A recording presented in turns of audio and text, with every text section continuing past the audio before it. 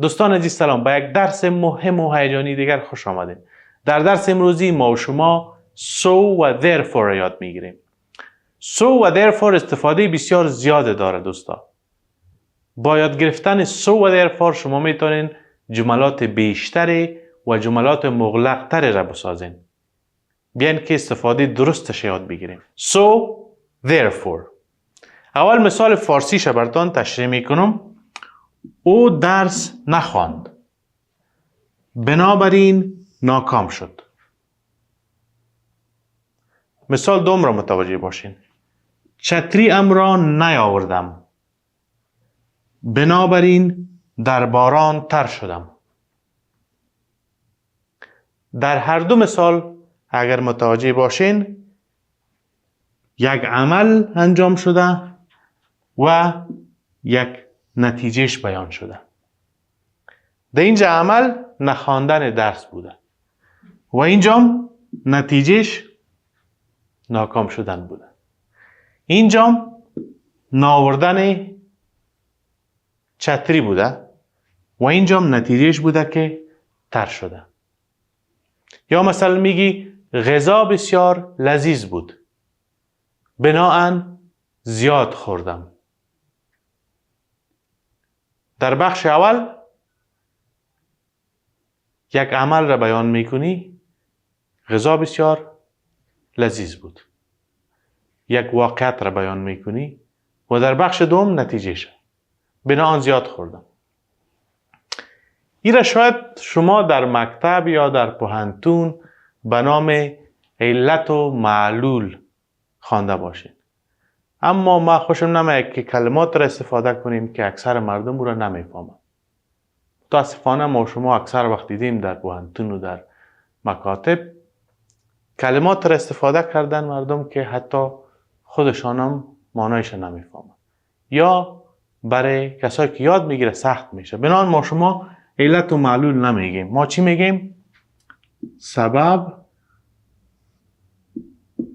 و نتیجه. کدامش واضح تر است براتون؟ وقت فهمیدین که سبب و نتیجه گفتم کل چیز براتون واضح تر شد. علت و معلول، معلول اصلا ریشه عربی داره، بسیار واضح نیست. بر صورتش سبب و نتیجه. در بخش اول ما شما چی داریم؟ سبب داریم. او درس نخواند، یک سبب بود. نتیجهش چی بود؟ ناکام شدن. چتری را ناورد، یک سبب بود. بنابراین در باران تر شد، نتیجهش بود. غذا بسیار مزه‌دار بود، سبب. بسیار زیاد خوردم، نتیجهش بود. احمد درس خواند، بناهن کامیاب شد یا بنابراین کامیاب شد. احمد درس خواند، سبب. بنابراین کامیاب شد، نتیجهش. همیشه می رقم است. وقتی ایتو یک رابطه را یا ایتو یک جمله را در انگلیسی می خواهیم بگوییم، از چی استفاده می کنیم؟ از so و therefore. معنای هر دویش چی است؟ بنابراین.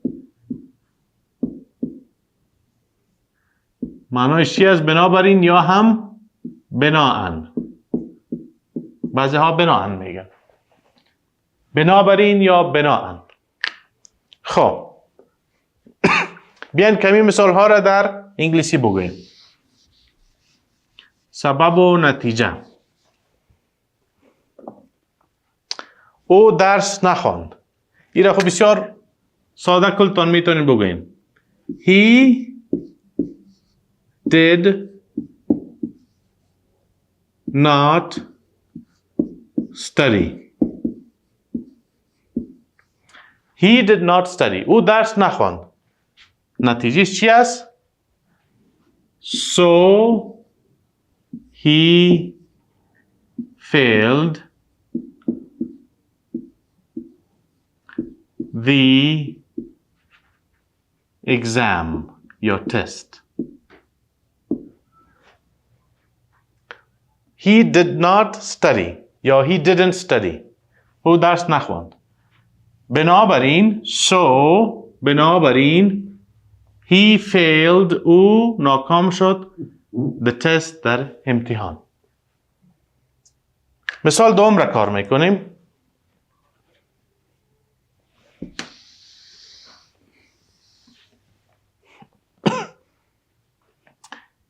چتریم را نیاوردم. I did not bring my umbrella.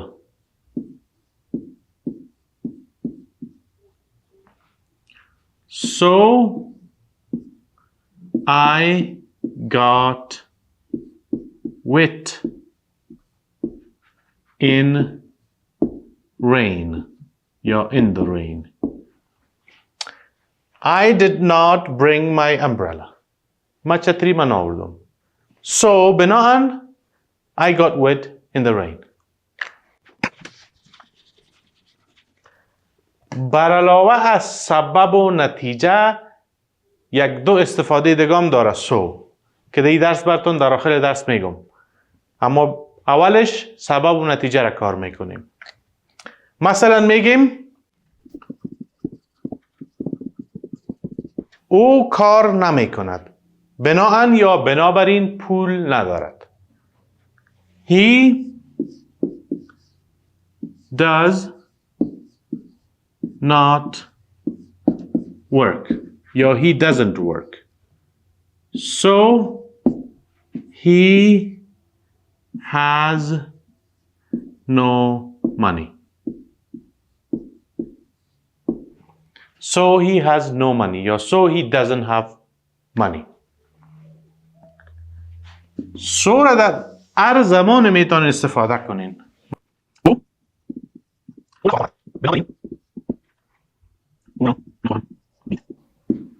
او نخواهد آمد. بنابراین او را نخواهم دید. زمان آینده است. فرض کنین در یک پارتی منتظر کسی هستی و با امید عزیزی که او بیای و خودت ببینیش. اما در آخر برتوال داده میشه که او نمیاد. چی میگی؟ او نخواهد آمد. بنابراین او را نخواهم دید. یک سبب است و نتیجهش. در انگلیسی چی میگیم؟ او نخواهد آمد. He will not come. He will not come. زمان آینده ساده است. کلتان میفهمید. So I won't see him. He will not come. So I won't see him. او نخواهد آمد. بناهن او را نخواهد دیدم. I have not seen him. So I won't recognize him. متوجه جمله باشین. I have not seen him. ما او را ندیدیم. So بناهن I won't یا I will not recognize him. بناهن ما او را نخواهد شناختم. حالا بیاییم که therefore را استفاده کنیم. therefore مثل so واره عین مانا را میده. بنابراین یا بناهن. فرق so و therefore است که therefore در موارد رسمی استفاده میشه. مثلا یک نامه می نویسی یا یک ایمیل رسمی می نویسی یا یک مقاله علمی می نویسی، از therefore استفاده می کنی. وقتی در صحبت می خواهی این چیز را بگویی، از so استفاده می کنی و therefore در نوشتن و در کارهای رسمی. این جمله را بیاین که با therefore بگوییم. I have not seen him. Therefore,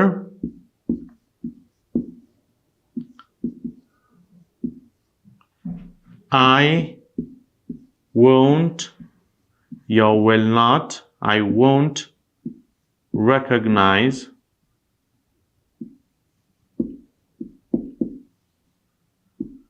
him. I have not seen him. Therefore, I won't recognize him. فرقش این است که ای در جملات رسمی یا در موارد رسمی استفاده میشه. یک فرق دیگه شما متوجه باشین. اینجا کامه دادم ما. قبل از این سو کامه را استفاده کردم. در اینجا میتونی که یا نقطه جمله جدید را با therefore شروع کنی یا هم semicolon. I have not seen him. باز چی میگی؟ Therefore I won't recognize him. Therefore میتونی در شروع جمله دوم استفاده کنی. همین دو فرقش هست.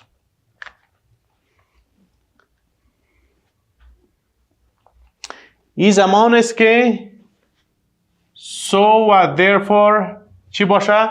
conjunction باشه. حرف ربط باشه.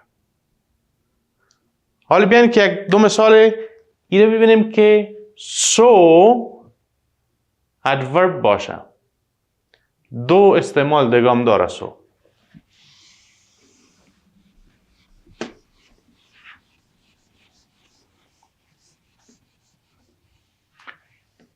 therefore و so وقتی که conjunction باشه بنابراین منامته یا بناهن. so همچنان استفاده دیگری داره. so زیاد منام میده.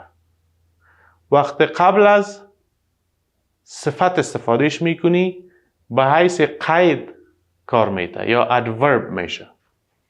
مثلا میگی You are so kind. You are so kind. مانا که شما بسیار. So اینجا چی مانا میده؟ Very. You are so kind. وقتی قبل از صفت استفاده شوه چی میشه؟ adverb یا قید میشه. Very یا زیاد مانا میده. یا مثلا یک کسی میگه I am so happy. من بسیار خوش هستم.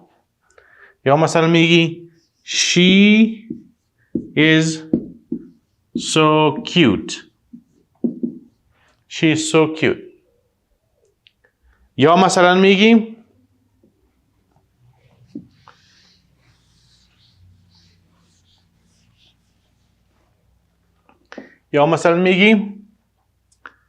This is so hard. این بسیار مشکل است. سخت است. این بود استفاده دومش. استفاده سومش.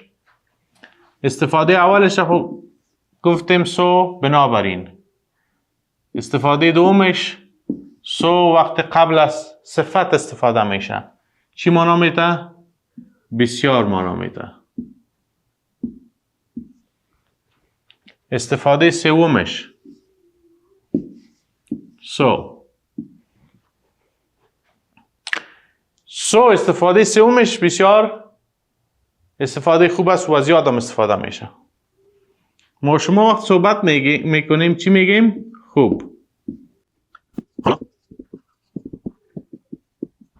ما شما وقت صحبت میکنیم چی میگیم؟ خب بیا که حالا درس بخوانیم. چی نظر داری؟ یا خوب چی نظر داری؟ در انگلیسی هم ما شما چی میکنیم؟ از سو استفاده میکنیم. یعنی خوب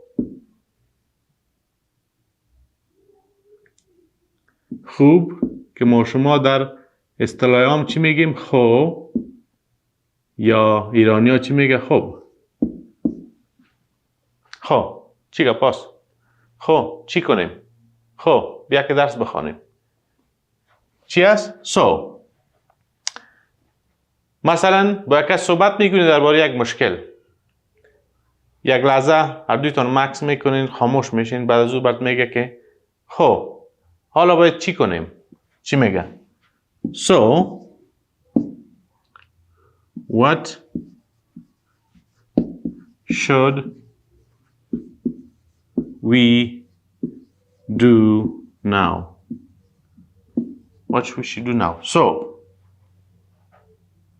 خب یا خوب حالا چی کنیم؟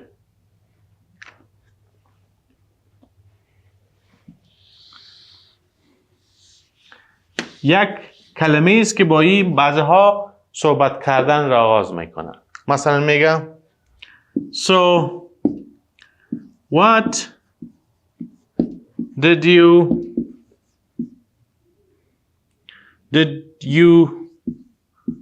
do yesterday? خب دیروز چی کردی؟ So what did you do yesterday? یک استفاده دیگه شون براتون میگم.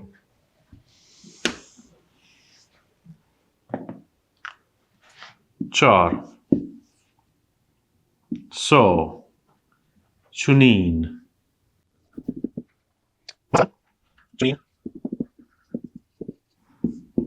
چونین فکر نمی کنم، یا میگیم تو فکر نمی کنم، ما شما که میگیم این طور فکر نمی کنم، یا چونین فکر نمی کنم. چی میگیم؟ I don't think so. و ای را به زودی عادتتان خواهد شد که بگویی I don't think so. یک طریقه بسیار ساده و آسان است و بسیار زیاد استفاده میشه. مثلا یک کس پرسان میکنه آیا فکر میکنی که فردا احمد میآید؟ Do you think Ahmad will come tomorrow? خودت میگی فکر نمیکنم، یا چونین فکر نمیکنم. I don't think so. یا مثلا میگی یک کس میگه فردا باید وقت بیایی. خودت اگر بخوای که بگی که نه چونین کار را نمیکنم، چی میگی؟ I will not do so. خود دوستا ای بود therefore and so را متوجه باشین که 4 استفاده مختلف داره، 4 معنی مختلف داره. بر هر کدام از این 1 یا 2 مثال در کامنت بگذارین. اگر سوال داشتین سوالتان پرسان کنین. در درس بعدی میبینیم. خداحافظتان، وقت خوش.